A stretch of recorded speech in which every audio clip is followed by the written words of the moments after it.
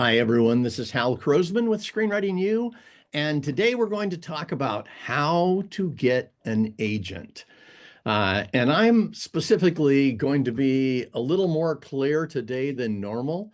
If you guys saw one of the emails that I sent out, we sent out one early this morning. I stayed up most of the evening writing it, and and it came from talking with a bunch of agents and managers about where they are right now and what's happening in the industry. So I'm looking at the industry, and here's what I see. I see a huge amount of opportunity that hasn't existed for the last 5 years. Ever since the pandemic, our industry basically has been damaged in one way or another. And not only that, but we went through the whole strike thing and all of that, and it caused a lot of problems. And then we just had the fires. So all of that stuff's been going on. But in the last week or so, when I talk with agents and managers, they have a completely different tune now. They're now looking at the future. They're now seeing success coming, and they're taking action. We've had over the period of the last 10 years or so, we've had about 125 or 130 writers get an agent or manager. And it's because of the strategies you're about to see. But we've also, in the last 4 weeks, had 4 writers land agents or managers. And it's just because we put them in front of them and they were incredibly well prepared. And that's the difference with most people. Most people are going in to meet an agent or manager or calling agents or managers or even planning it, and they actually don't know what's happening on the other side of the table. So today I just want to help you out. I just want to make this really easy for you. We're going to do a couple of things. So first, we're going to talk about how to get ready for an agent or manager, because that's one of the big keys. They're not. If we back up 20 years ago, there were managers that were just looking for people who had talent, and they were good at that. Now they're not that way. Now they're looking for people who are ready to go into the market tomorrow, who are completely prepared, who are ready to make something happen. So again, we'll walk through that. We'll talk about the barriers to getting an agent. And that if we can clean up some barriers today, that might change everything for you. We'll look at the difference between agents and managers so that you really are going for what you want. And that's important. A lot of times people say they want an agent, and when I ask them, what do you want that person to do? They describe a manager. So you just need to know what you're going for and have an appropriate set of ways to interact with them. We'll talk about how to become a great client. This was a huge breakthrough that happened. I was in the midst of interviewing a manager in front of an audience of about, I don't know, 40 or 50 writers. And I said to him, and by that time, I'd probably interviewed maybe 50 agents and managers by then. I've since then interviewed another maybe 100. But I said to him, I asked him this question. I said, so what are you looking for when you talk with a writer? And he said, a great client. And everybody in the room laughed, and I laughed. And then I looked at him, and he was completely serious. And I said, what constitutes a great client? And he told me. After he told me, I went, oh my God, this is the missing part. This is one of the things that we've got to figure out. So the next 50 next 50 managers and agents I interviewed, I asked them all, what is a great client? So I'll give you that information here so you can be prepared. Then we'll talk about the upcoming class, Writing Incredible Movies, which causes you to do exactly what it says.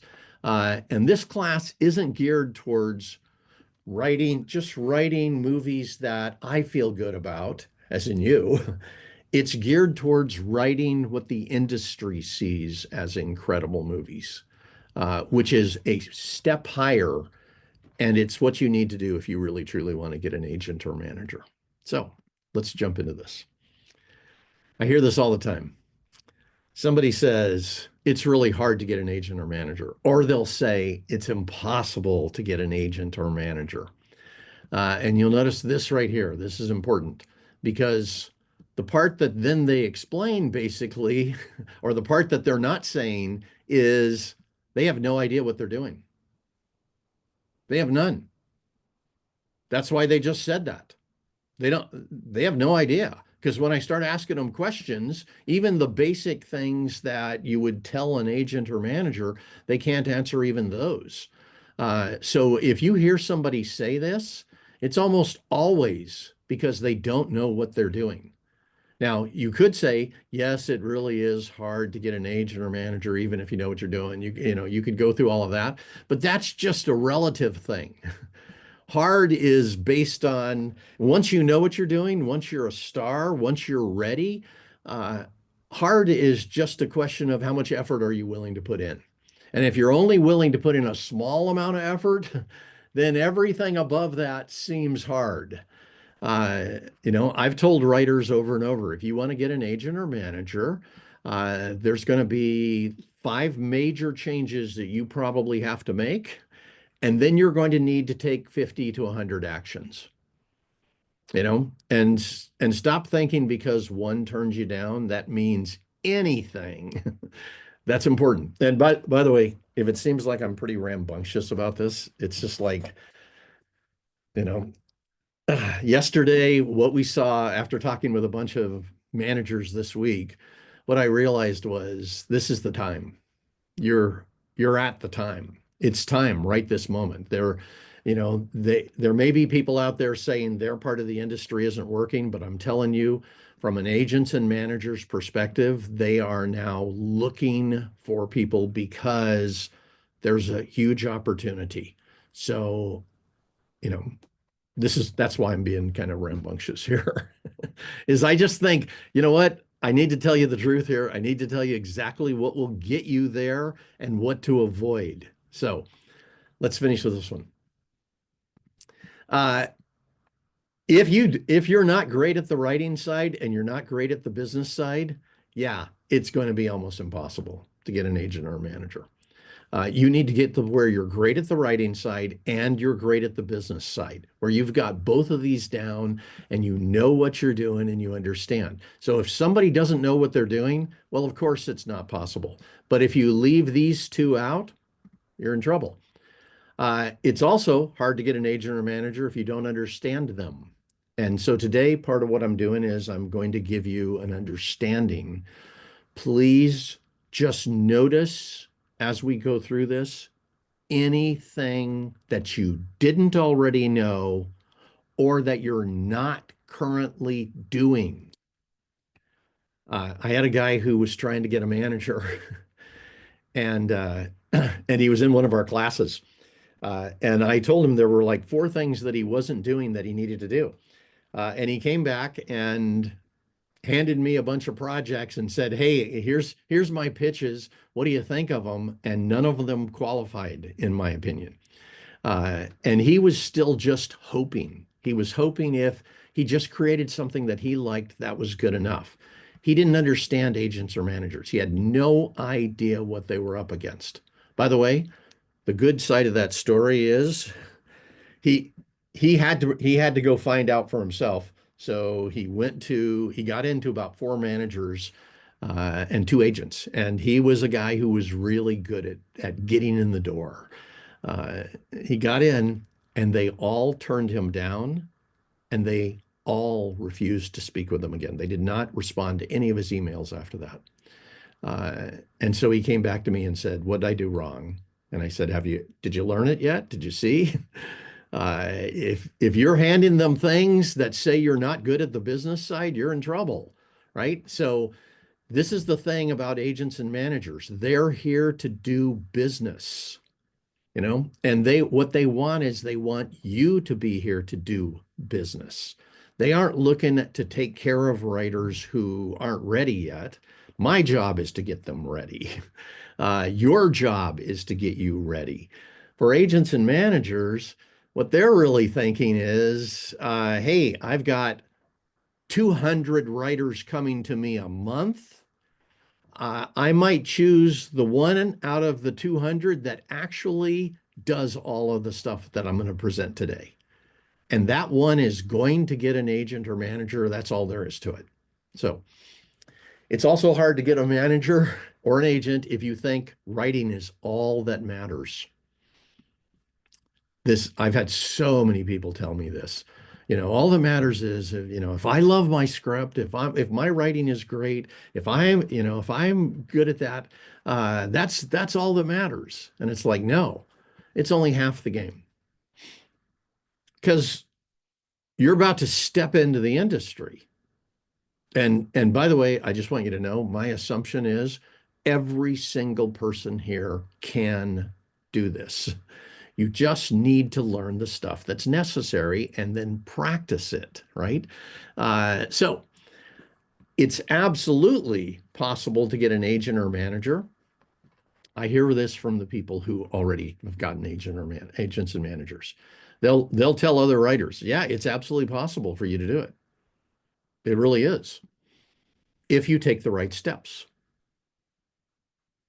If you don't take the right steps, back to that writer who got into 6 agents and managers, he got into some big ones, and they stopped talking with him. He wasn't taking the right steps. So I walked him through it and I said, here, I'm going to have one conversation with you. And basically what I did was I told him all the things I'm going to tell you today. But I walked him through it and I had him tell me the decision that he made out of each step. And he was so obnoxious. And he really was. He was this, anyway. Uh, I won't say anything else about him. But it was like, I did this on purpose because he just argued with every single thing I said. So finally I said, here, I'm going to say one thing. You either tell me you're going to do it, or you tell me you're not going to do it. And whatever you say will make the decision as to whether I stay on the phone any longer. So I told him the first thing, and some of the things I'm going to show you guys today. And he went, all right, I'll do that. And by the way, the first thing was I told him only hand scripts to agents and managers that are totally professional and are marketable. He had sent a bunch of other scripts to those managers and agents that weren't ready. So I just walked him through every single step. I made him write them down. I told him he can't contact me again until he tells me he's done every single one of them. He came back a week later and he'd done them. He went out to agents and managers again and landed a manager 3 days after that.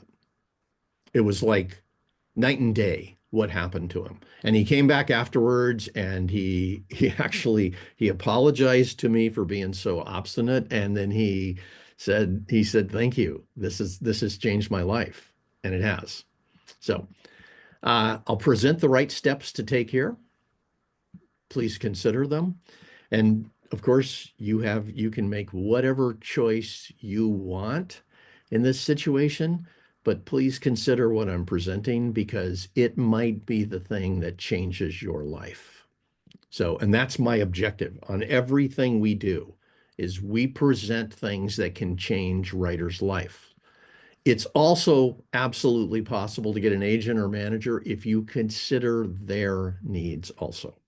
Okay. So they need writers and projects, and this is the key right here, that are easy to sell. Most agents and managers you're going to talk to already have a whole bunch of writers that are easy to sell. And the industry has been really, really tough, but it's about to make a major shift. This is what people are telling me. And it's what makes sense, right? It's like we've been out of work for 2 years. Uh, when once this thing lights back up, it's going to go. That's what's happened. Every strike that's happened, I've been involved in two other strikes over the last 20 years. Usually, what happened was they spent a couple of weeks kind of getting ready once we came back, and then it just took off like a rocket. So that's where we're going. And then it's absolutely possible to get an agent or manager if you're here to do business as a writer. And that's the key words right there. You're here to do business as a writer. That's why you are bringing in somebody whose whole job it is to do business. So that's the other half of the game. Hope that makes sense. Now, let me just take it a step further. It's easy to get an agent or manager. And if you're not thinking this yet, please consider it. It's easy to get an agent or manager if you focus on what matters to them. You need to focus on what matters to you. You're already going to do that. You're already doing that. But if you also focus on what matters to them, you just have such a much better chance because they're going to be in a business relationship with you for a long period of time. They're part of the equation. And again, just write this down someplace. Only present highly marketable projects. I've actually talked with about 30 agents and managers about this. I ask them what percentage of writers present you projects that don't qualify and essentially disqualify the writer. I've had some say 95%. Uh, the group that we just had, where we went through and got 40 script requests and four people got managers over the stuff that we've done just recently. Uh, we had two people that absolutely were unbelievably committed to presenting projects that weren't marketable. And I said, you have this one project that's amazing that will cause an agent or manager to want to talk with you and want to work with you. And they were like, no, but I want to sell this one. This is the one that I want to sell. Uh, and so finally I said, okay, all right. They were part of the test group. We put them in front of a bunch of agents and managers, and every single one of them said no to them. I don't know how else to make this really easy on this. It was really frustrating. They had stuff that could sell and they wanted to put the other stuff out there. And I think they were just sabotaging their own success. But here's my advice. Anything you put in front of an agent or a manager, all their what they're checking for is two things. First, do you have projects that can sell? So if you put something in front of them, it needs to say yes to that. Second, are you one of those writers that is going to bring in a whole bunch of stuff that's not marketable and demand that they try to sell it? And every agent or manager I know has a wound around that. They have had somebody who they could sell, and the person kept saying, "No, I want you to sell all my other projects first." And it's painful. So, okay. And then third, it's easy to get an agent or manager if you're here to do business as a writer. That's why you get an agent or manager. Now, if if me saying all that, I just wanted to make sure that you had a frame that can have you be successful. If everything I said there, you went, yeah, that makes sense. Okay, you've got a really good chance if you just take the actions we're going to present. If I said things that you went, uh, I don't like that, or that, it's like, all right, you know, maybe you're still in getting ready as a writer process. Maybe you haven't yet recognized that agents and managers their purpose is to do business. That's their purpose. And they feed the entire industry with projects that the industry can spend $5 million to $100 million on, right? So that's important stuff. So, and if you know this, you have an advantage going in. Now, let's now talk about how to get ready.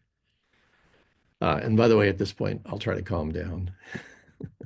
I've just been I've been going over the writers in our alumni and looking at the ones who got agents and managers and the ones who I thought were ready, but haven't yet taken the actions, the right actions.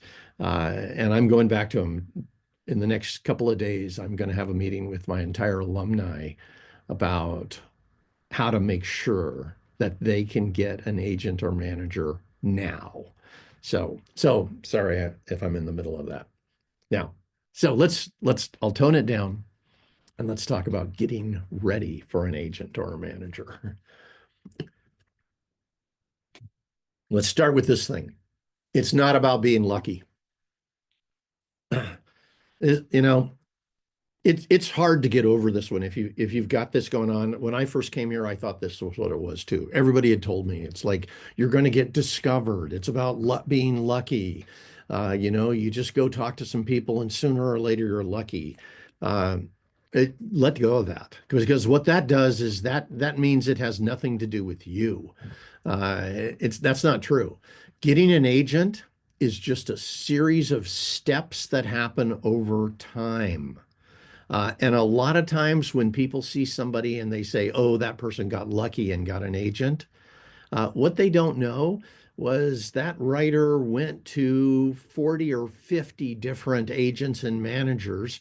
They continually improved along the way. They learned from every single pitch. And sooner or later, they were the best possible client that that agent or manager had seen in a long time. So in that case, the agent or manager was the lucky one. So keep that in mind. Uh, the most important of the steps is being ready for an agent. And I'll walk you through that in a minute. You're either ready, and this is just look at where you're at. You're either ready or you can get ready. This is 100% within your control. So take on that mindset now, right?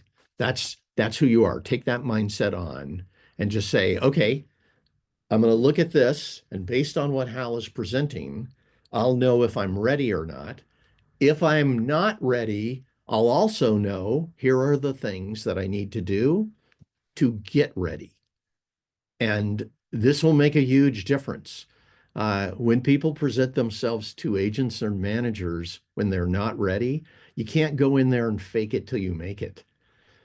They've done what they're doing so long, they can spot a fake in a heartbeat. So don't do that. So just please really truly consider what I'm saying here. It might change your life.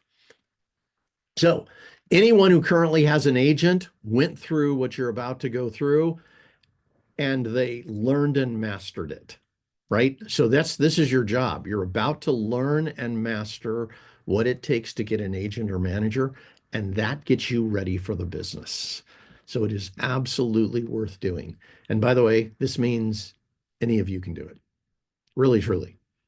Once it's back when I didn't understand all of this stuff, it just seemed like a mystery. I hear somebody got an agent, and it's like, wow, I have no idea how that happened. I'd go ask them, and they would say, oh, it was just the right time, right place, or something like that. And it's like, that doesn't help anybody. Uh, and maybe they just didn't want to tell me, I don't know. But that's when I started interviewing agents and managers. And after 150 of them, it is incredibly obvious what has you succeed and what doesn't. So let's go with the barriers first. Lack of marketable projects, number one barrier. Most people, a lot of writers don't even know what a marketable project is, what makes it marketable, right? And here's what this comes down to. It's the pitch. No matter what you've written, if you don't have a great pitch for it, you're out the door. You need a pitch that the moment that the agent hears it, they just go, I can sell that. The writer's already figured out how to sell it. I can sell it. And by the way, this writer just came in with a great pitch, which means they can do it again, right? So, number one, lack of marketable projects. Look at, if you've written 10 scripts, look at every one of them entirely based on a pitch. Can you put together a pitch that can sell it in 30 seconds? And if you think that's hard, it just means there's a set of skills to learn next, because we've got that. And we've done it. Cheryl and I, when we were producing, we went out to all the major production companies and studios. We got into every one of those doors.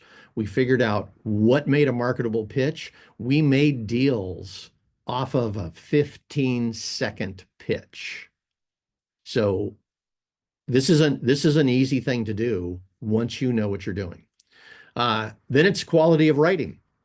Is your writing at a professional level? And that you can decide based on a whole bunch of things, but it's based on skills. Like if somebody asks you to rewrite something, like you wrote a script and they said, here, we need to make this 50% better. It's like, okay, do you have all the skills to be able to do that? Do you have the skills to be able to make the changes they want? A lot of times when writers refuse to make changes, it's just because they just don't have those skills yet. And so our job is to make it incredibly easy for you. The other part is not understanding the business. And this doesn't mean you need to go read the trade magazines. You can do that, but it doesn't mean that. It means you need to understand the part of the business that you and your agent will be doing every day. You need to understand the part of the business that happens between you and a producer once you get there.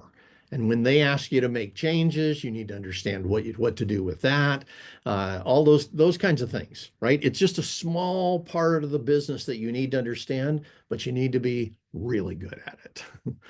So, and then it's about lack of access.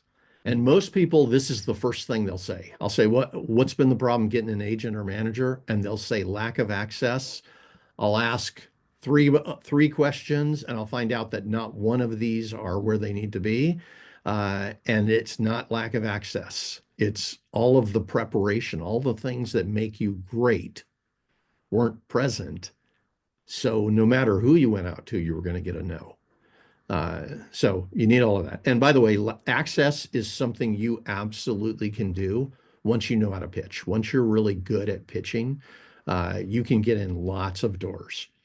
You may not be able to get in all of them. That's not the objective in the beginning. The objective in the beginning is to get to somebody that you can work with and start your career and move things forward. And then this one, and I see this one so much, people who are disempowered by fear or naysayers. You know, it is, you have no idea. By the way, I want you to know, most of the naysayers that are out there, the people that are telling you you can't do it, what they're really doing is they're telling you their reality. They're telling you their fears. They're telling you their weaknesses. They don't know how to get you there. So they're just putting you down so they feel better. Don't listen to the naysayers. In fact, what I would start doing right this moment is I would start identifying who are the naysayers in your life. Who is telling you you can't do it? Who is telling you you're not good enough? Who is telling you, that it's too difficult, or this industry doesn't work, or nothing's ever going to work? There's a lot of even professional writers right now out there that are being naysayers because they're in pain. They haven't worked for 2 years, and now it's time to go back to work, and they're still in that emotional state. Give them a month, and they'll be okay.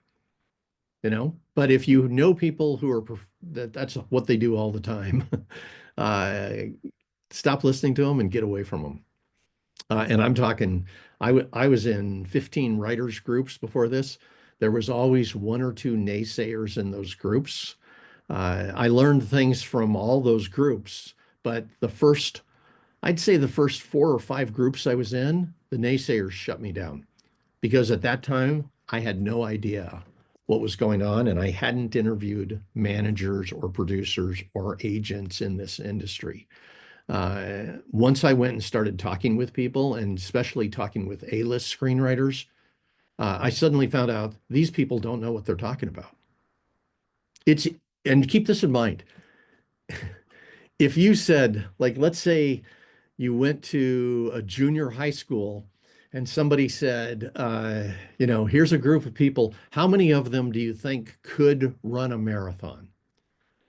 Uh, and it's like, it's easy to just say no to everybody, right? Because running a marathon is this incredibly difficult thing. So you can say no and be right 98% of the time.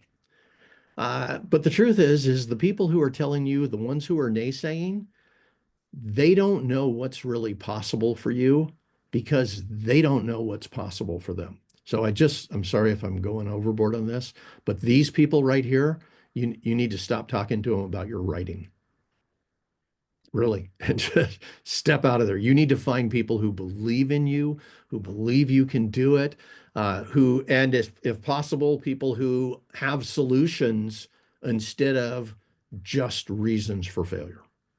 So, and that's my job. My job is to make sure that the people in my life can succeed, and that we get rid of these people. I'm telling you, I have kicked 20 of them out of our alumni, and never let them back. Uh, they need to go someplace else, find some other victims, whatever. I'm just not going to let them back in the door. All right. Sorry about all that. Okay, the difference between agents and managers. And just knowing this will give you at least a direction to go, and it'll help you. So let's go down this first. What's their purpose? What's their focus? What's their feedback? And when I first got into this industry, they didn't have managers. Managers came along about 3 years after I got here. I got to see managers develop from the beginning. I got to see how they thought in the beginning and how they started to make changes and who they became in the end. So as of today. So let me just tell you what we know. I'm going to give you some generalizations. Generally, agents think this way. There are some agents who think like managers. There are some managers who used to be agents and mainly think like agents. When I interview them, I classify right off the bat. Are you an agent or are you a manager? They say yes. And I say, okay, and what's your philosophy? And within a minute or two, I can tell which side they come down on. So here's the agent side. Agents are about instant business. Anybody who's had a real agent, like at CAA, ICM, UTA, whatever agency, anybody, anybody who's had any major agent at a big agency, this is their job. They focus entirely on what will get me business. Cheryl and I had an agent at one point. I had I remember when he signed us, we brought a project in. That was a great project. He worked on it, tried to negotiate it. We didn't end up getting the deal. But, it was pretty strong. And he said, I like what you guys are doing. I'd like to represent you. I said, yes, this was at a big agency. Uh, we're in good shape. He didn't talk to me for almost 9 months. I mean, by the end of the first week, I responded to him and said, hey, I'm putting together a plan. What do you think of it? Uh, he never responded. I 9 months later, I'm thinking, I need to get another agent. And we just landed this deal with one of the biggest television companies in town, but we hadn't written the contract yet. So I call the agency. I tell his assistant that we have this deal. It's with this company, and I just need to know, is he going to represent us on it, or should I get somebody else? He called me back 4 minutes later, and he said, Hal, how are you, man? Okay, you have a deal. What do you mean you have a deal? And I told him, and he says, okay. He says, when are they going to send the contract over? I said, they said they'd get it to me tomorrow morning. He goes, all right, as soon as you get it to my assistant. I will call you back immediately. The next morning, I got the contract. We spent all day Thursday going back and forth. We did 5 revisions on that contract. He negotiated with them, came back Friday morning. We have a contract. We went through and did the nits, the small things. And by Friday evening, like about 3 o'clock, uh, we made the deal. Everybody signed it. Deal's done. I didn't hear from him for 7 months. He never responded to anything. 7 months. 7 months later, I finally called up and said, hey, looks like we've got another deal. The assistant said, just a moment, I'll put you through. And now I'm talking with him. He went through the same process again. And that's an agent, right? Their job is instant business. And if you have the ones at the very top, they're pretty much only going to talk with you if we're talking about business, if something real is happening. So their focus is action, heat, deals. Let me define those. Action means, there's something happening in your situation. Maybe you're out marketing and you're pitching to production companies and you just got your own meetings. So there's action going on there.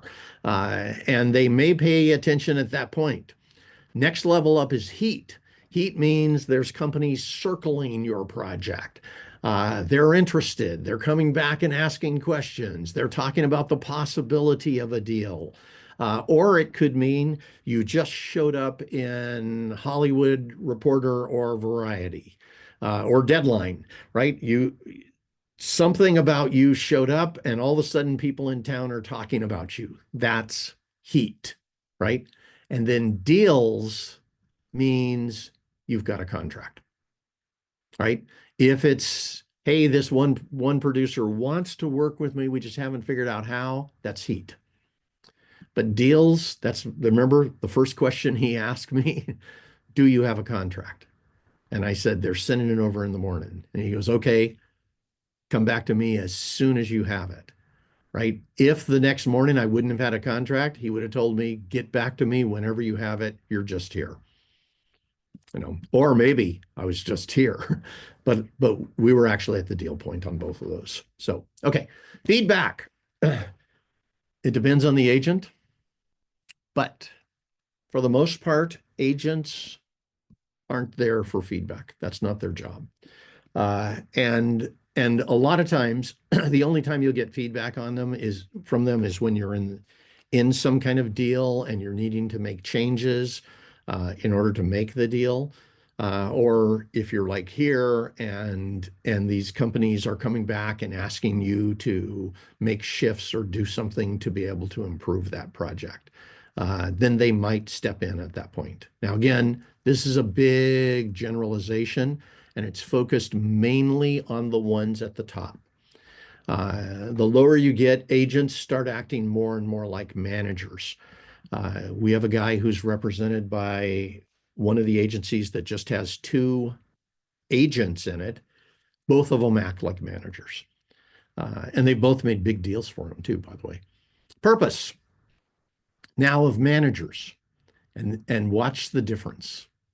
Managers are here to develop careers, right? So they're looking at, you're right here, and they're saying, okay, what does it take to have you go to here, to here, to here, and ultimately be one of these writers that makes $1 million a deal, right? And that is what they're interested in. Now, by the way, entry level is you have something you can sell. And then it goes from there up as you go. Their focus is planning and nurturing.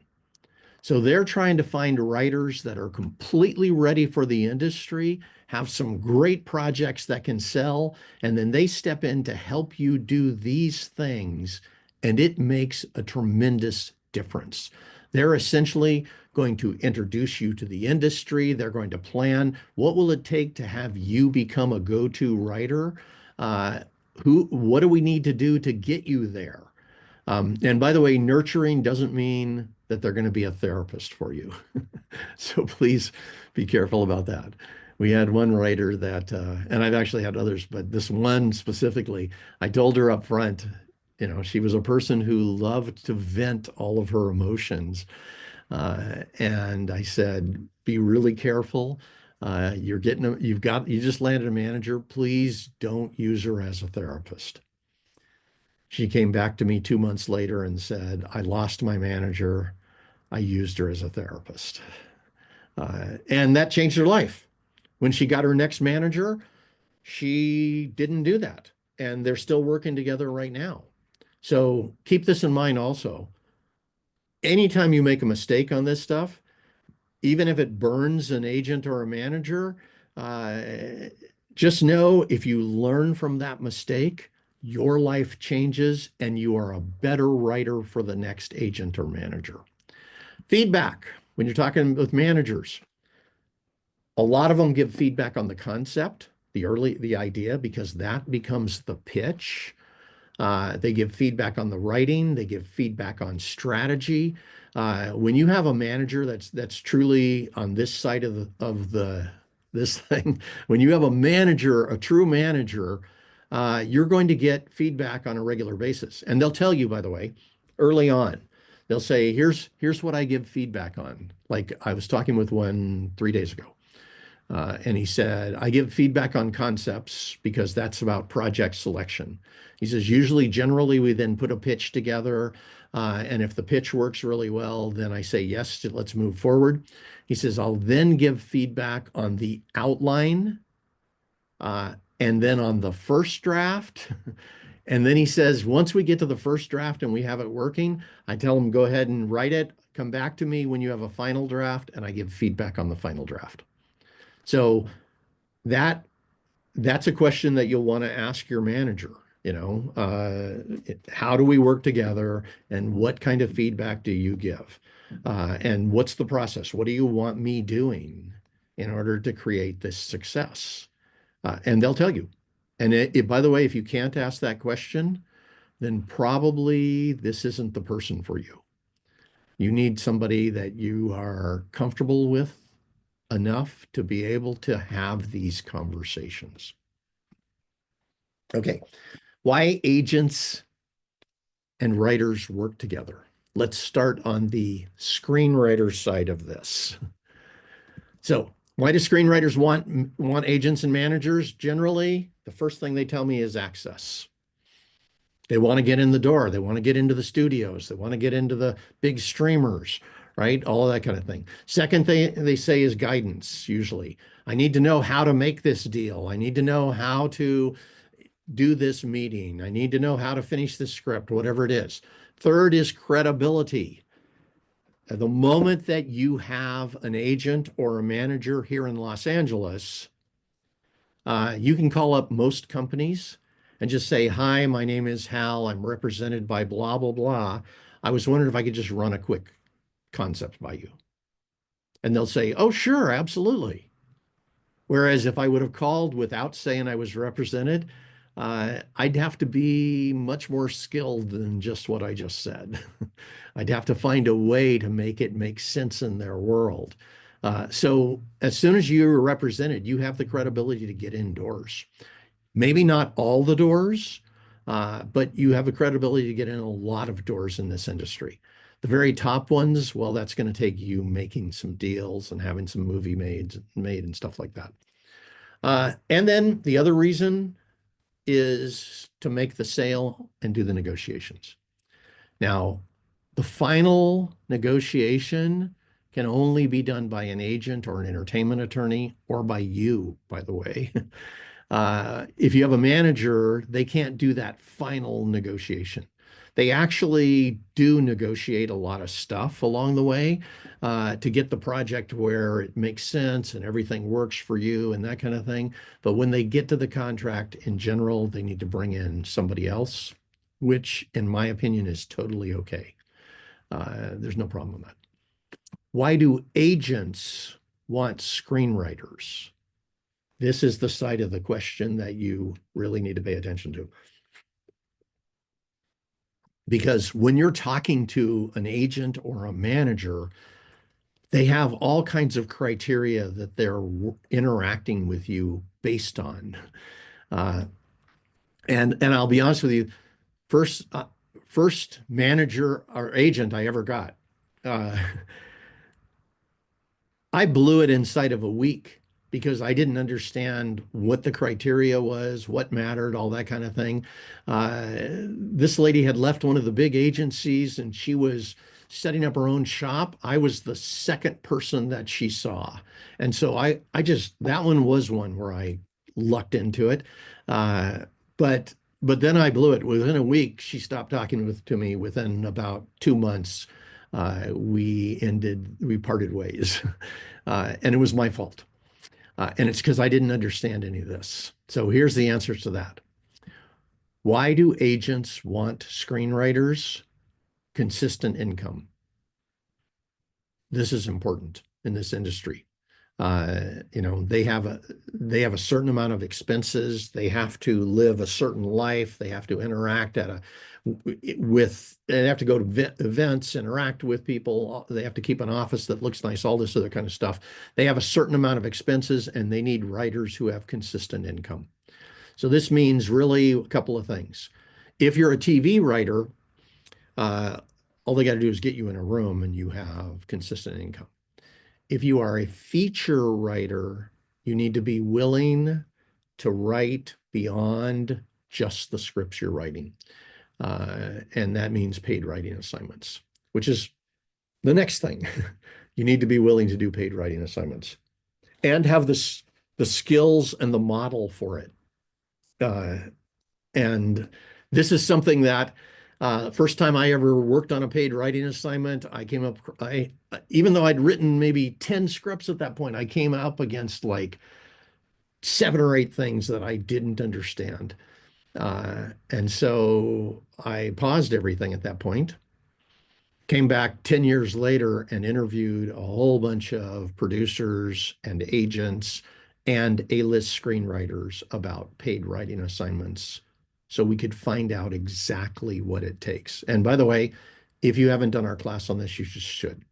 If you're really thinking about stepping into this industry, coming in with this skill set dramatically increases the chance that you are going to bring in a lot more income. But we'll just stop at that. You also need to have potential breakout success. This is the other thing they're looking at, which means and this goes back to only present projects that are highly marketable. Because if they see that, like let's say you come in with a high concept project that's in a standard genre, one of the main genres, that they've never seen anything like it, and they're like, oh my God, I can sell this. You just qualified right there. That may be enough to have them say yes to you. And actually, any three of these, any of these are enough. And then this is the other one, no drama. And I put this on here. You notice this says why agents want screenwriters. But I put this on here because almost every agent and manager said this in some way. And sometimes you see the big drama like, the Charlie Sheen thing that happened about 8 or 10 years ago, where he basically just went crazy in public. Or there's others that are like that. I won't go into it. But it's also, like the writer that we had that tried to use her manager as a therapist. She was presenting drama, and she came back to me and basically said, "Well, I toned it down." And I said, "Okay, tell me 3 things that you said to her that you think might have been drama." And she told them to me, and I was like, "Oh my God, yeah, yeah, okay, that's why." Uh, so so she had to just shift what her perspective was on drama. The, these people aren't your therapist. So that's it. Okay. How to become a great client. This back to the guy who said it. I said, so what do you want? What do you want in a writer? And he said, I want a great client. I immediately, once I understood it, I started asking him the questions to find out what a great client was. That was all I talked with him about in front of that audience. We had at that particular event, I think we had like 10 producers that came in and 6 agents and 4 managers. I asked all the rest of the managers, what did they consider to be a great client? And that started that series of interviews. I think I've asked at least 50 agents and managers this question. So obviously, they're not looking for problematic people or unpredictable or untrained writers. They're looking for great clients. So let's look at it. You're a great client if, and feel free to write this down because this is how you want to present yourself. You make money. And this I ask every one of them also. They would say this. This would be one of the first things they would say. A person's a great client if they make lots of money. And I'd say, okay, but have you ever signed a writer who had not yet made any money? And they would go, yeah, I have. And I'd say, okay, so how did you think about it in that case? And then they said all the other things I'm about to tell you. As long as they have all of those, it points to you making money. So, second, you make great business decisions. Now, most people would say, well, I haven't done anything in business yet with this. Uh, so again, I ask them over and over and over, what constitutes a great business decision? And if a writer hasn't been signed yet and hasn't actually made a deal, how do you know it's a great business decision? And their answer was this. They said, it's in their pitch. When a writer tells me their pitch, I know if they make great business decisions or not. So if you have a pitch that is genre, title, high concept, and it instantly hooks them, and the genre and the title are both the right ones for this project, they're going to say, okay, this person likely makes great business decisions. Then they'll read your script, and if the characters are something that would attract actors, if it's something that makes sense from a budget range and a whole bunch of other things, those are all business decisions that you made inside your screenplay. So they're looking for this stuff. So you just need to know what those business decisions are that will cause them to say yes and present yourself that way. If you write marketable screenplays, and again, it's sounding like I'm saying the same thing here, but the lowest level of this is you write screenplays that are easy to pitch, that are marketable, that have a real chance of success. And let me define this. So again, this is, if I'm pitching on the phone, all I'm going to do is give them the high concept. That's it. My phone pitches are about 15 to 30 seconds long. That's all. I make it as easy as possible for them to say yes. And by the way, I just gave them a great business decision. I gave them the high concept, right? Uh, but the other side of it is, let's say you're not. Let's say you're sending in a query letter. It should hook them immediately, and when they read the pitch, they should just go, yes. Yes, I can sell this. Absolutely. What you don't want to do, and this is what most people do, you don't want to tell them all the details of your story. The most difficult thing to try to get a writer to stop doing is that. Please stop telling your whole story. They don't need to hear the story to say yes. They need to hear something they can sell to say yes to reading your script. Then all that stuff that you're talking about needs to be inside the screenplay.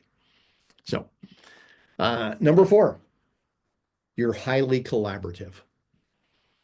This means you work well with other people. It means you know how to work well with other people. It means you know how to take notes. You don't get into arguments and that kind of thing. The writers that we have that are amazing at this, producers recommend them to other producers. We had a writer who came in and I she took like four of our classes, uh, and I had one conversation with her where she said, I'm trying to figure out how to pitch this.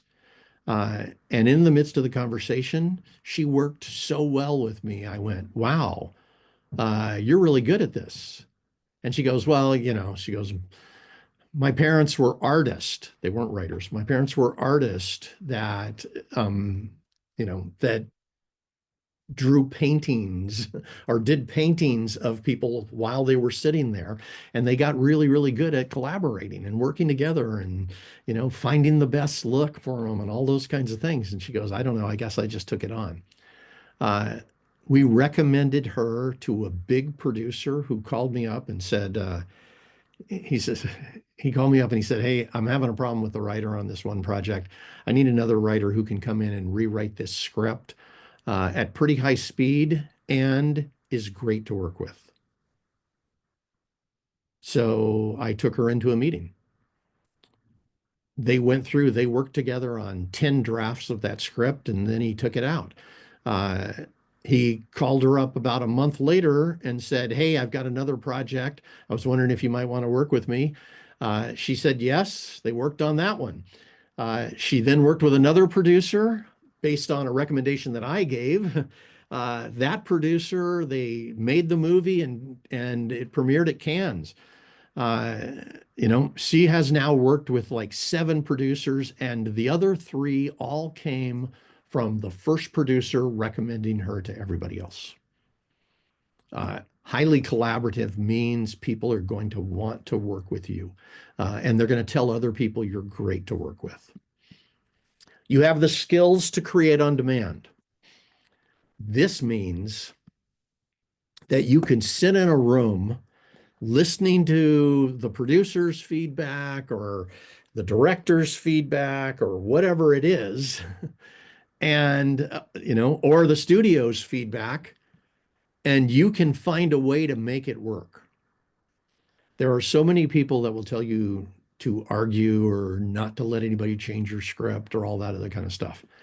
If you can do this, if you have the skills to create on demand, you will stay on the job. You won't get fired.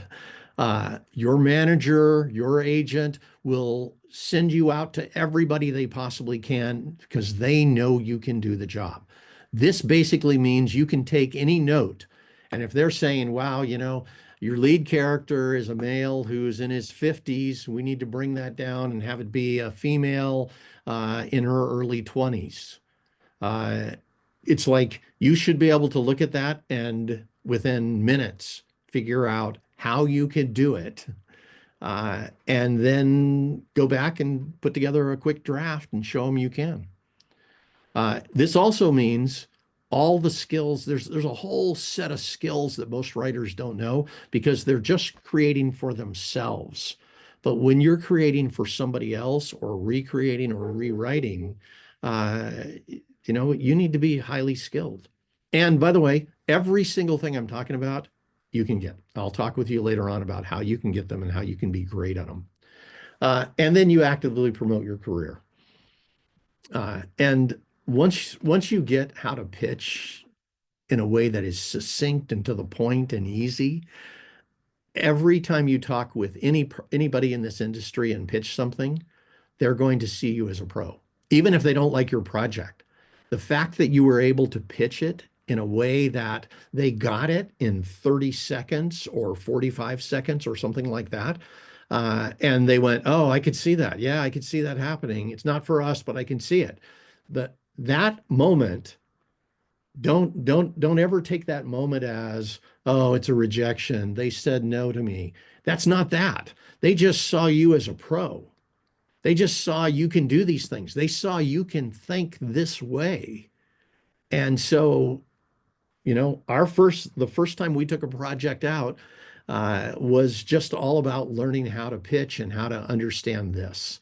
Once we understood all of this, from that point on, anytime we pitched, producers were absolutely willing to listen. I'd call up and say, hi, this is Hal. I was wondering if I could just run a pitch by you. And they go, sure, go ahead. because they knew, first, they knew we knew how to pitch. Second, they knew it was going to be short and to the point. And third, they knew if they said, no, that's not for me, I wasn't going to badger them. And so just being able to do all of this created long-term relationships in this industry. Now, let's go further. Do all of that, and you'll be in demand. And when you start seeing people who say it's impossible to get an agent or a manager, just look at this list and see how many of them they qualify for. And what you'll see most of the time is they don't even know about most of these. And now you do. So this can make a huge difference in your life. This can shift everything for you if you focus on mastering all of this. So now, your plan. First, do whatever it takes to get yourself ready. And by the way, listen, if you're, let's say you're somebody who has only written one script, right? And it was just an idea that came out, you can get yourself ready in the next script. You really could. You could write your next script, and if you make really good choices about the pitch, and you use it as a way of learning and mastering all these skills, by the end of that, you actually could be ready. And in that case, you'd be coming in with just one script that you're pitching. But if you really were at that point of being ready and you had all this stuff down, you could create a couple of treatments to show an agent or manager, here are the other projects I'm going to write, and they all are highly marketable. Of course, elevate your writing to a professional level. This means first, you look at what are all the skills that you already know, and how do you get better at those? I've had lots of people say things to me like, I'll say like I looked at the first page of this one writer's script, and I said okay, and he goes, well, aren't you going to read it? And I said, I just read the first page. And he goes, well, are you going to read the rest of the script? And I said, no, you need to do another draft. And I told him three things that he needed to do on the first page that were in every scene he had written. There were a couple of things that he had a problem with and he just didn't know. Those were things that he was good at, but he wasn't great. So, to his credit, what he did was he said, okay, all right, I'm going to go back and look at that. And I said, don't do anything else. Just go through your whole script and fix those three things in every single scene. And by the way, he said, how do you know I have that problem in every scene? And I said, because you didn't notice you had that problem in the opening scene. So I'm just guessing, but it's very likely. So elevating your writing to a professional level means you take good and you build it. And then you also look for where's the other parts that you don't have yet? What's missing from your model? What's the writing skills that are just completely out of there? And don't feel bad. I was talking with an A-list screenwriter and I said, walk us through your process on how you got here.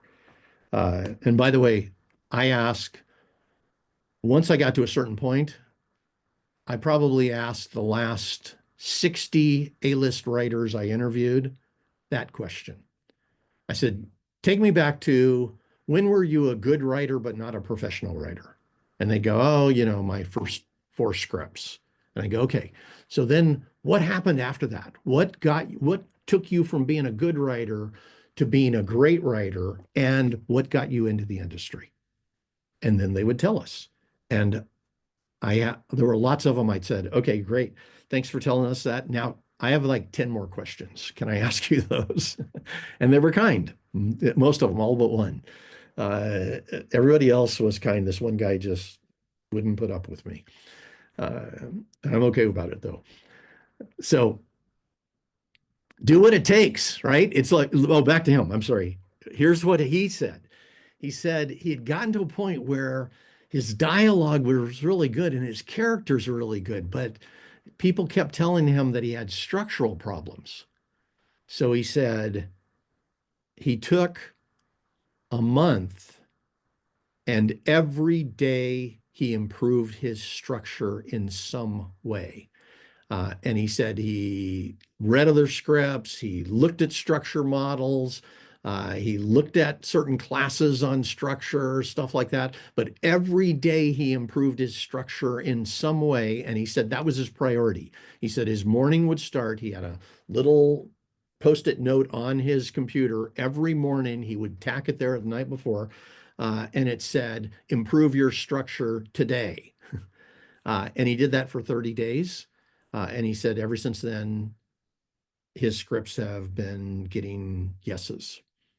So that it makes a difference. The job is to find what you're not good at and become great at it, find what's missing and learn it and become great at it also. Do it one step at a time.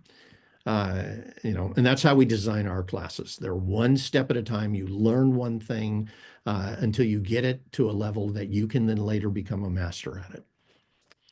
Then this is the third thing, right to sell. And if anybody in your life is telling you that writers shouldn't think about selling or shouldn't think about the marketplace or shouldn't think about the business end of this or any of those other kinds of things, just know they're giving you the advice from the 1990s. That's what people said in the 1990s, a lot to writers. Now it's a different thing. When I talk with Terry Rossio, him and his partner wrote Shrek and Pirates of the Caribbean and a whole bunch of other huge movies. He said they were writing and they hadn't had success, and they sat down and they made this decision. And he goes, what we decided at that point was we were never going to write anything else from this point on that couldn't sell. And everything we wrote, our purpose was for it to sell. And that's it. And he said, then they made a second decision after making a couple of deals. And the second decision was they were only going to work on movies that were going to be $50 million or above. And they were only going to work on ones that they knew they could sell. So that's important. And they got a lot of writing assignments and those kinds of things. Shrek was a writing assignment. Pirates of the Caribbean was a writing assignment, but they were known for this. So it makes a big difference. It's a professional thing to do. And then, of course, become a great client in advance. So you look at that list of the things I said, make a great client, and make sure that you are every one of them. The fastest writer we have ever had to get an agent, he came and he took all of our classes. He went through all of them, and then I was talking with him at one point, and he said, "I want to get an agent. What do I do?" And I said, "Well, you've learned all of this stuff, so you have it." I gave him the great client list, and I said, "When you sit down and talk with that agent, that's who you are. That's how you present yourself." He made a bunch of phone calls one day, got an appointment, went to lunch with this agent. He started at 8 a.m. in the morning making phone calls. He got an appointment, went to lunch with this agent, presented himself as a great client. The agent signed him right there. And I was like, "Did she get to look at your screenplays at all?" And he said, "Yeah." He said, "I handed her one screenplay and she read the first page." And I'm like, "Okay, yeah." He showed himself as a great client. His first page was incredible. His first scene was incredible. And she knew as soon as she read it that everything he had just said was true, and she signed him. So it's possible to do it very fast. He's a guy who came from nowhere, basically. Nobody had heard of him. Nobody had worked with him. He just learned all the right stuff, and then he presented himself well. And then that's the other part. Build the skills to flourish in this market. I was talking with Alan Loeb, who wrote a bunch of movies. One of them was Wall Street, Money Never Sleeps. It was the sequel to Wall Street. He's done a whole bunch of $1 million deals and above, you know. But I asked him at one point, I said, doesn't it ever bother you? You write this script, it's exactly what they need. You go into a studio meeting, and then a whole bunch of people sit around and just rip it to shreds. And he goes, yeah, that happens all the time. And I said, doesn't it bother you? And he goes, no. And I said, why not? He goes, because that's where I am the best. He says, no matter what they ask for, no matter what they want to change, I can make it work. He says, that's where I shine. And I was like, oh my God. Yes. That's what we want. When producers ask you to do something and they can't figure out how to make it happen, but you go home, come back the next day and you've done it and you've done it in a way that's amazing, they're going to actually say things like, and this, I've had producers say this about some of our writers before. They'll say things like, they're incredible. I, I don't know how they do what they do. It's like one moment nobody can figure it out, and the next moment they hand me something that's better than I ever expected. And it's like, right, that's because they spent a lot of time on their skills. They know what they're doing and they can flourish in that situation. So then the job is to get marketable projects, only marketable projects, to agents and managers. Let me say something real quick about why I keep saying this, only marketable projects. Uh, Especially when you first meet an agent or manager, they are trying to figure out if you're somebody that belongs in this industry. The way they say yes to that is because everything you pitch, everything you present them is highly marketable. It's something that could get funding. It's something that could attract bigger producers. It's something that actually will attract actors because you wrote the roles as something that a major actor would want to play. And the people who tell you that there's not criteria for that just haven't done what we did. I interviewed 23 different actors' production companies. I went into their production companies, I met with them, like I was at Pierce Brosnan's company talking with his producer about what does she need to see in his character introduction that would cause Pierce to say yes, right? And then we talked about all the other needs that the actor has and all the other needs that she has in trying to get him to sign on to something. Every actor's production company that I went to and talked with their producer, they all had these same needs. They have an actor who is a prima donna, who wants to look a certain way, who also is making $10 million per project and needs to keep their $10 million rate. If they have a movie that fails, that $10 million drops to $1 million. And suddenly everybody there is out of business and people are getting fired and all kinds of things. So this stuff is incredibly important inside this industry. Just take my word for it. And if not, well, come in and try to pitch the projects that you have that aren't marketable and watch how the managers and agents respond. We just did it. I was the programs that we just did, the events that we just did, I'm in the room on a Zoom with the manager sitting right there and our writers, and I'm watching them pitch, and I'm watching the manager's face and listening to their response afterwards. I've done that now with about 50 different managers and agents, and had probably 400 writers go through that process. And it's like all of these things that we're talking about are incredibly important to your success. Now, let me just do a quick demo. I want to show you something here, because there's this whole new side coming up that people aren't recognizing.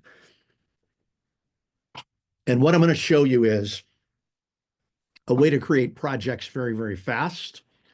Uh, Imagine this. Imagine being able to come up with multiple projects that are all easy to pitch, because that's what you really need. Most of the time, the reason somebody has a script that can't sell is because they didn't figure out the pitch in advance. I, when I was writing, up until the very end, I was doing what everybody else was doing, which was we'd write the script and then afterwards try to figure out a pitch. When I talk with A-list writers about doing spec scripts, they say they figure out the pitch first so that they know they have something that can sell, and then they write the script.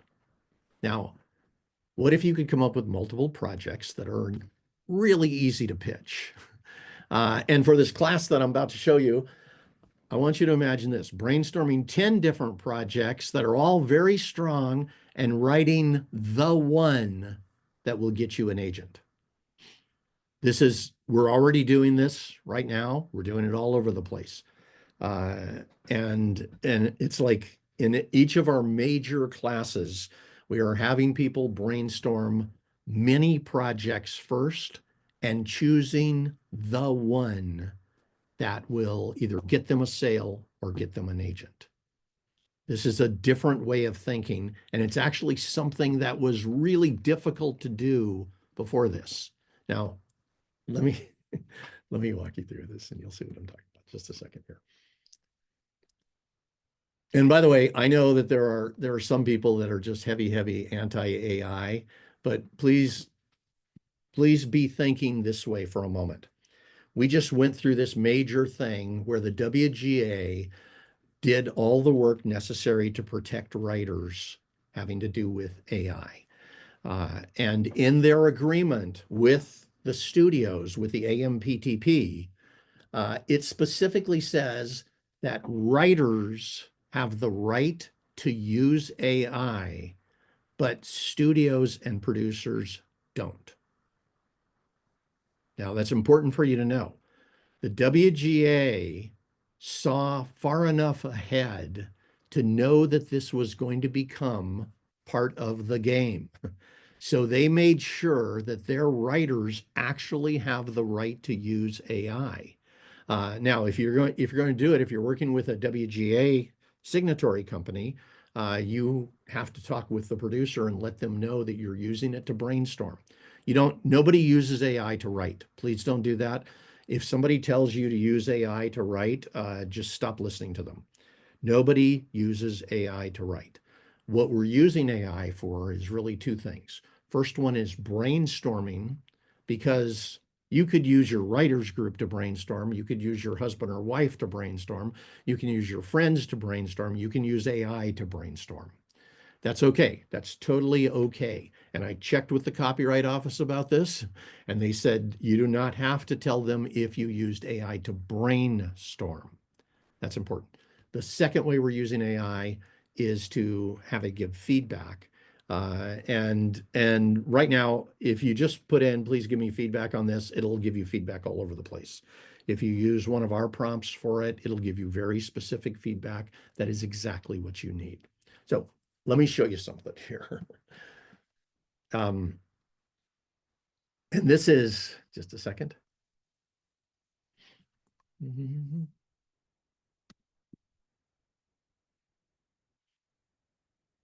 So our objective when we're doing this is to start thinking outside the box.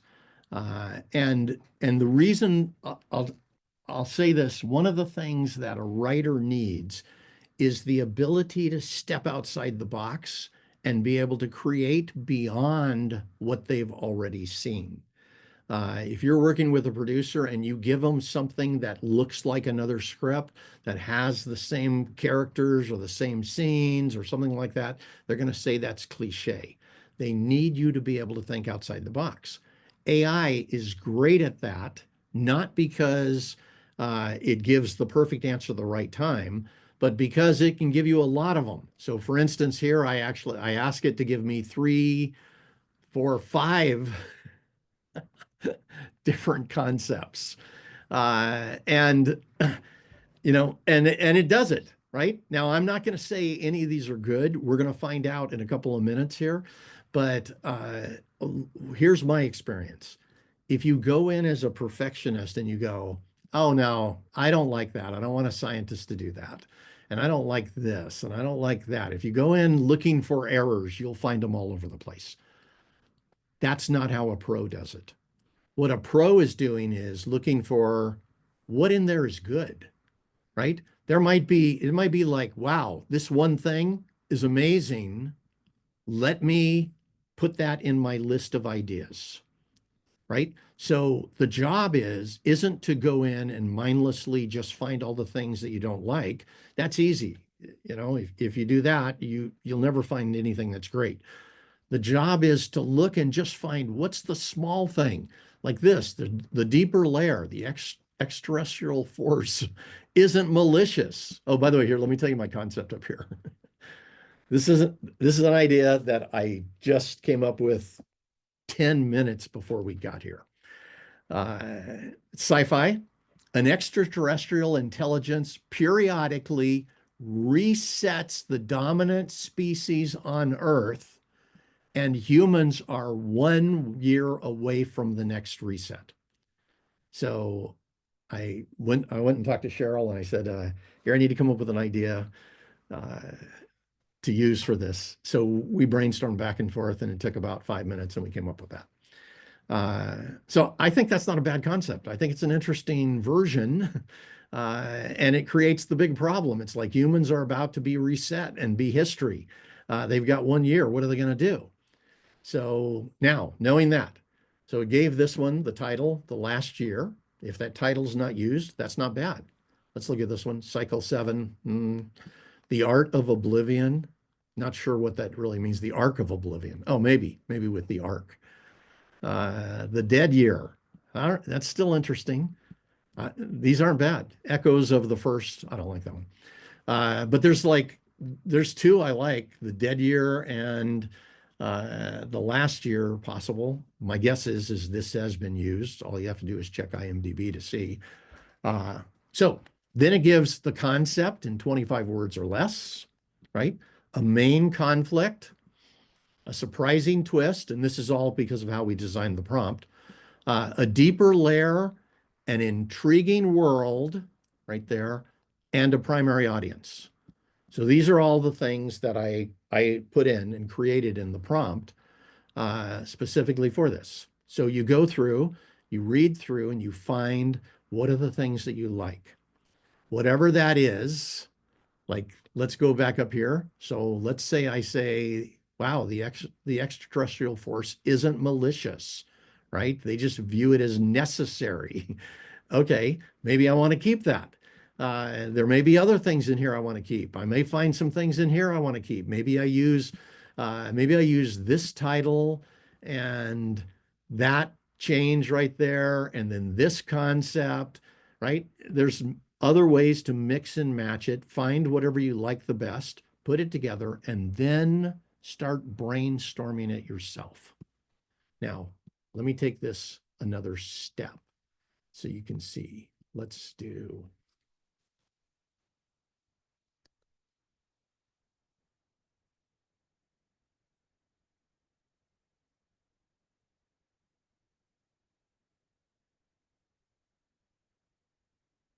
Yeah. So now what we have is we've put together something that we like. You may have liked one of the specific ones, or you may have pieced things together. You've done a little bit of brainstorming on your own.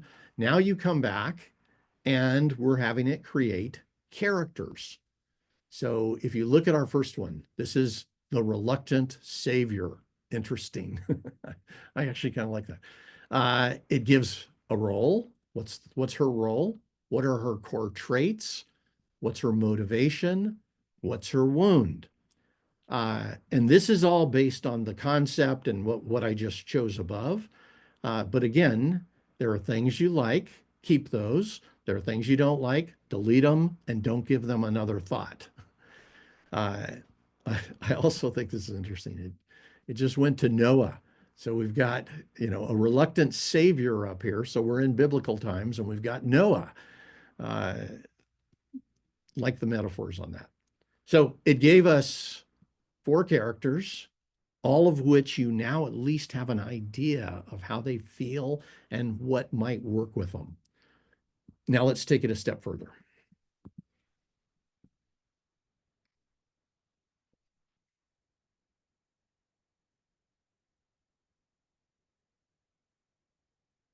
So on this, you go through, by the way, you do the same process with the characters as you did with the concept up above. You keep what you like, get rid of what you don't. Now what you have at least is now you have a concept, you have all the pieces we put together earlier, deeper layers, who you think the audience might be. Now you've got the characters, and we're going to go a step further and have it put together a structure for this. Now, I'm not having it put together a structure so that I can immediately write this script this way. If I was doing this, like let's say you're coming into our class, I would be doing this one today, coming back tomorrow, doing another one, coming back the next day, doing another one. I would do that with at least five, and then go back through and look at them and pick the best of those five. That means you are bringing into the class something that already has a real chance with an agent or manager, right? And this makes a huge, huge difference. Most people come in with something that just popped into their head. Here, you're really thinking about it, and you're having AI think about it as you are creating multiple projects and picking the best. That multiplies your chance of succeeding times five. It really does. And it also maybe multiplies it by more than that, because again, most people just whatever they write next is something that just popped into their minds instead of something that they've thought out, being able to look at all of this. So here's the structure. I'm using a 4-act structure. You can use a 3-act structure if you want, but I like this one. So it has an opening, an inciting incident, a turning point at the end of the first act. Then we go into the second act. Now it has the person, the character goes for a new plan. They put the plan into action. They have a midpoint turning point, right? This is the same midpoint as if you have a 3-act structure. Uh, Everything has died at this point. Some shock has occurred. The countdown isn't an attack. Whatever's happened. Now it changes everything. We now go into the third act, which is really the second half of the second act. They're going to have to rethink everything because now they see the world in a different way. There's a new plan, new turning point here that looks like it's going to work, but it doesn't. Takes us into the final act. There's a climax and the ultimate expression of the conflict, right? And a resolution. So just if you just look at this, oh, and it has some discussion on tones here too. I like that. That's interesting. If you just look at what we just did in, I'm talking about it, and it took me 10 minutes. I can create these in 3 minutes. It takes me longer to figure out what's the concept I'm going to put in to brainstorm it. Once you have something like that, you can do this in 3 minutes and then go back through and spend the evening looking at things and marking out things you don't like and circling the things that you do, and then moving all the things you like over to another page where you only have the best of the best. And now you can start adding in who you are. So that's the process that I would recommend. We had in the last group that went through this, we had a bunch of people that just did 5 and picked something that I thought was really, truly marketable, that was really strong. But we had one guy who went through and he created 30 different projects, and out of them he picked 4 that were just incredible. Uh, and that now gives him his next 4 scripts he's going to write. He picked the one that he thought would be best and would increase the chance he would get an agent or a manager. And that's the one he's writing in that class right now. They're almost done. As soon as they're done, he's going out to agents and managers. So this is a strategy. Again, let me go back here and just so you can just see it with absolute clarity.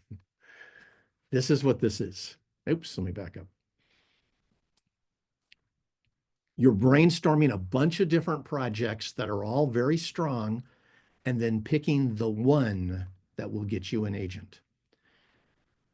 One of the ways you know this, by the way, is you put together a short pitch on the one that you think it will do it, and you just pitch it to a few people in your life and see how they go.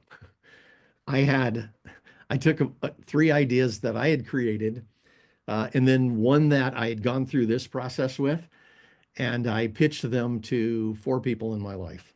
All the pitches were 30 seconds or less. On each one of them, they went, okay, that's really good. All right, that's really good. When we got to the one that came from this process, every single one of them said, oh my God, that's amazing. You've got to do that. You've got to write that. So that's what's possible for you. Now, the job then is you bring that into this class. And this is our Writing Incredible Movies plus AI class. It is not about, again, having AI write your script. It's about using AI to brainstorm intelligently so you can write the best script you've ever written in your entire life.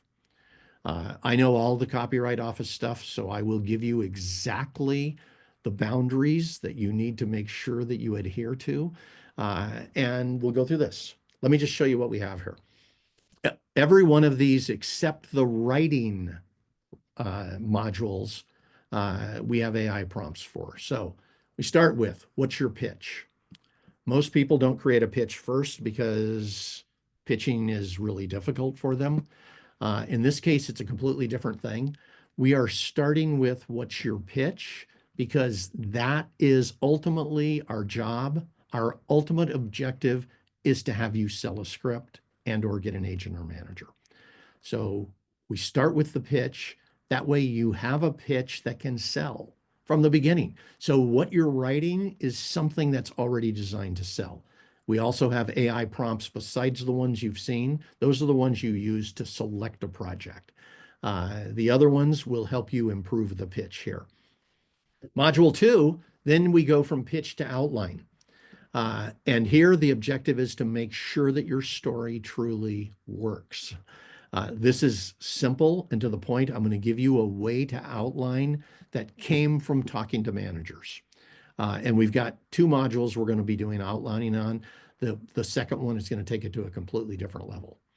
Module 3, now it's about characters that attract actors. And here the purpose is to design a pitch for your actors. And notice this, the stuff we're doing up front here is not what anybody else does. We're doing the things that the managers and agents told me that you need. And if you write a script, most people write a script that came from an idea that popped into their head. They haven't thought about how to sell it. They wait till the end of writing, and now they have to create a pitch that tells the story they already wrote. Here we're doing the opposite again. We're creating a pitch that you could then go to a manager and say, here's another project that I'm working on. They'll hear that pitch, and if the first project was great, they'll assume you're going to do a great job on that one.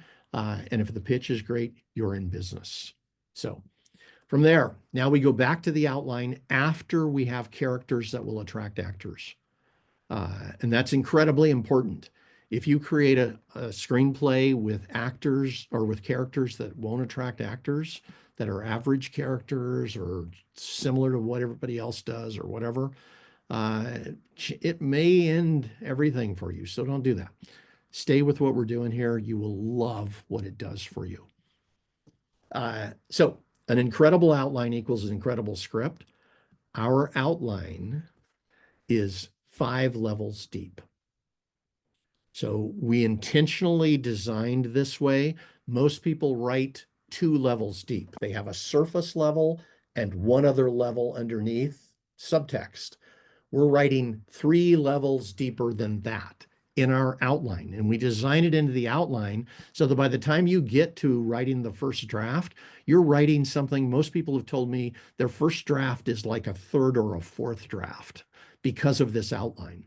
Also, you're going to learn how to work with managers and producers because a lot of the work you'll do with them is in the outline stage. So you will learn a totally professional outline process.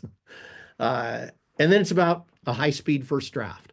Now, when we get into the writing parts of the modules, we're not using AI on any of those because obviously there's copyright issues with that. So you'll actually be truly writing. All of this, you'll also be making all of your own decisions, but you also will be able to use AI in order to brainstorm at a higher level. Uh, so here, I'm going to give you the high-speed writing rules, and you will write this first draft incredibly fast because you're coming from an amazing outline. From there, we go to the second draft, and we solve the problems early. I'm going to give you a list of all the problems, and this came from a group of script consultants that I interviewed. I went to them and I said, you're seeing all of these scripts. What percentage of them have major problems underneath the surface? And most of them said 90% or more. The lowest number I had was 70%. They said 70% of the scripts had problems under the surface when the writer thought the script was done. So we're going to solve all those problems in the second draft. I got a whole list of the problems. I put together a development team. We put together the best solutions to every one of them. All you have to do is just look down the list. And when you see a problem that your script has, you just look over to the right, and here will be a list of solutions for it. It's the easiest way for you to make your second draft better than most people's fifth, sixth, seventh draft. So you're going to create a problem-free draft. Most people, if they had that, they would say they're done. We're going to then go to a third draft where we elevate quality. This is module 7. And here you're going to elevate the quality of your structure, your characters, and your scenes. Now, you've got a problem-free draft. There's no problems with any of these. But what we're going to do is I'm going to give you a whole model for how to make your structure better when there's nothing wrong with it, how to make your characters great when there's nothing wrong with them, and how to make your scenes amazing when there's nothing wrong with them. This is part of being a pro. From there, we're going to go into the fourth draft, amazing dialogue.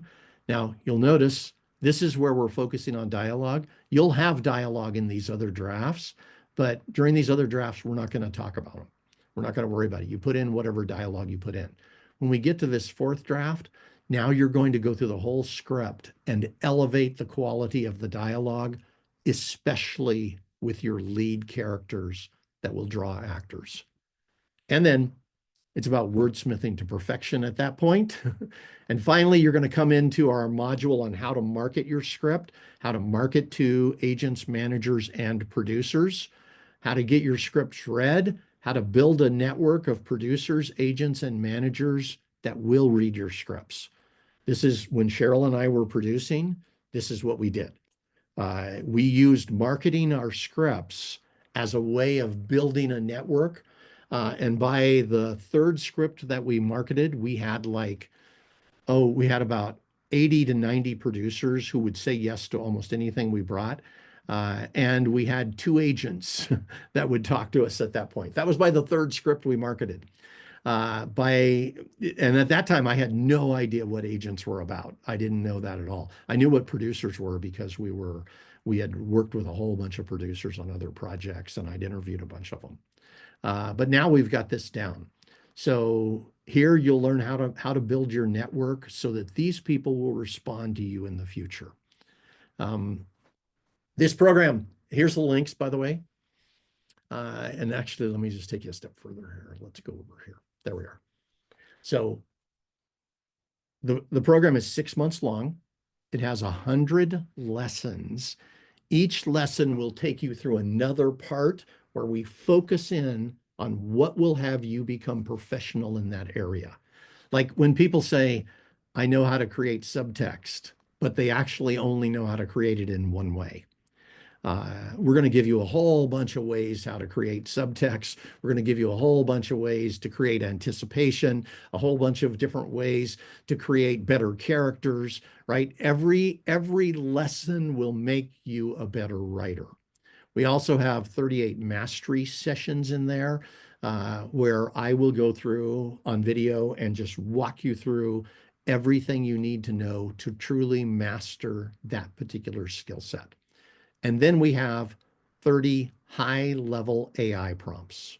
All the prompts before you actually do the writing that are where you'll just use them to brainstorm. And then we have, I think, 4 or 5 marketing prompts in there where you'll put together your pitches and you'll figure out who you're going to market to and all of that kind of thing.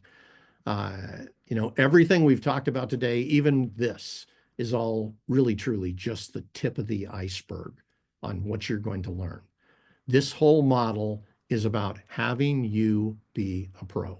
Now, the normal price on it is $12.99, and we've sold it at that price. Right now, let's see, the class starts on March 10th, which gives you 1 month to brainstorm projects. If you just use the prompt that I'm going to give you, as soon as you sign up, we will send you this prompt. If you just use the prompts I'm going to give you, you'll be able to brainstorm as many projects as you want between now and March 10th. And at the end, pick the one that you like the best and the one that you think you can sell the easiest. And that should be the one you write in the class. I'm going to give a special price. This is for the first 10 people. First 10 people get in at $6.99. That will save you $600 off the regular price. First 10, $6.99. After that, it will bump up. I think it bumps up like $150 next. I think it goes to $8.49 or something like that, and then it bumps up again. And as we get closer, it'll finally end up being at the $12.99 price. So if you're even thinking that you want to have a chance at getting an agent or manager, I promise you, every single skill in this program will increase your chance. Every single skill in this program will make you a stronger writer. It will increase the chance that you can break into the industry. It'll increase the chance that you can win contests. All you got to do is go down here. Here's the link. Write it down. bit.ly, bit.ly/SU-WIM. If you need a payment plan, we can do that also. Payment plan, you can get in for $125 a month for 6 months. It's like a $50 extra or something like that to be able to get it over time. But just write this link down, bit.ly, bit.ly/WIM-payments. Notice there's an S on the end, payments. On all of these, no capitals, no spaces, only one dash on each one. So just write down whichever link you want to use, put that in your browser where you normally put a web address, click return, and begin the adventure with us. As soon as you sign up, within about 5 to 10 minutes, you will get the pre-training email that will give you all the prompts that you saw me just use. Actually, it'll give you even one more. And you can immediately start creating projects. It'll also tell you what you need to know to get prepared. As of the start date of this program, from that point on, every single day, you are going to become a better writer. By the time you are done with this program, you will be writing at a level that if you were the worst writer in your writing group, very likely by the end of this program, you will be the best writer in that writing group. And you're on your way to creating the success you want. So that's what's important to me. That's the things that we're trying to accomplish, is we're trying to help as many writers as possible break into this industry and to have success. And right now is, in my opinion, one of the best possible moments to do that. There's never been this much demand. There has never been this much delay on the way. If you think about suspense, the entire industry is in suspense right now about what is going to happen in order to create the level of success that they need. All the streamers need more content. Every manager I talked to was looking for clients. The only person I talked to who wasn't was one agent who was kind enough to do an interview with me instead of meeting with our people. But Other than him, everyone I'm talking to right now is trying to move things forward. So this is your chance to jump in while things are exciting, while things are hot. Over the next month to month and a half, you're going to see this industry light up like crazy. And by the time this program is done, 6 months from now, you will be standing there right at the perfect time. You will have an incredible project uh, that when you present it to managers, agents, or producers, they're going to see you as somebody who really knows what they're doing. So come join us for this and start the adventure. It was great hanging out with you guys. Again, here's the links. Just write them down, put them in your browser where you normally put a web address, click return, come join us. With that, it was great hanging out with you. This is Hal Crosman with Screenwriting U, wishing you the absolute best. Bye bye, everyone.